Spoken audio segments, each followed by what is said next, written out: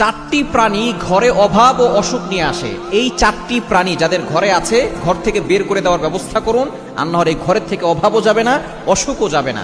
নবীজি সাল্লাল্লাহু আলাইহি ওয়াসাল্লাম আমাদেরকে জানিয়ে দিয়েছেন। নাম্বার 1, এক নাম্বার হচ্ছে টিকটিকি। টিকটিকি হচ্ছে এমন একটা প্রাণী যেটা খুবই বিষাক্ত একটা প্রাণী। এই টিকটিকি যদি কোনো খাবারের ভিতরে পড়ে যায় অথবা সে খাবারের ভিতরে মল ত্যাগ করে, ওই খাবারটা কিন্তু বিষ হয়ে যায়। এটা কিন্তু অনেকেই আমরা জানি না, বর্তমান চিকিৎসা বিজ্ঞান বের করেছে। ১৫০০ বছরের নবী সাল্লাল্লাহু আলাইহি ওয়াসাল্লাম বলেছেন তোমরা টিকটিকি যেখানে পাবে সেখানে তাকে মেরে ফেলবে, এবং এক আঘাতে মেরে ফেললে আপনার সওয়াবও হবে।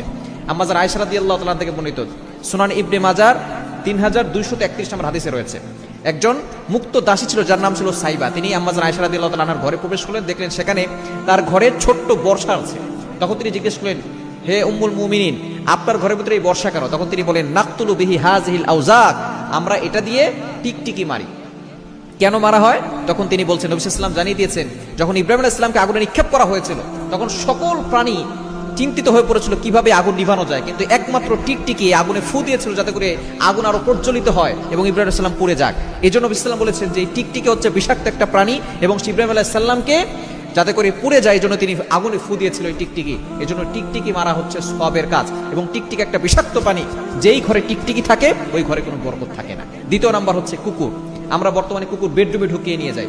আপনি ঘর পাহারা দেওয়ার জন্য আপনি নিচতলা অথবা আলাদা করে একটা ছোট একটা বাসা করে সেখানে আপনি কুকুর রাখতে পারেন, তবে কুকুর আপনি বেডরুমে নিয়ে যাবেন না। কেন? নবী ইসলাম জানিয়ে দিয়েছেন, লা তাদখুলুল মালায়েকা বাইতান ফিহি কালবুন ওয়ালা সূরা, যেই ঘরের ভিতরে কুকুর এবং কোনো প্রাণীর ছবি থাকে ওই ঘরে রহমতের ফেরেশতারা প্রবেশ করে না, এবং যেই ঘরে রহমতের ফেরেশতারা থাকে না ওই ঘরের ভিতরে অভাব লেগেই থাকে, অসুখ বিসুখ যায় না।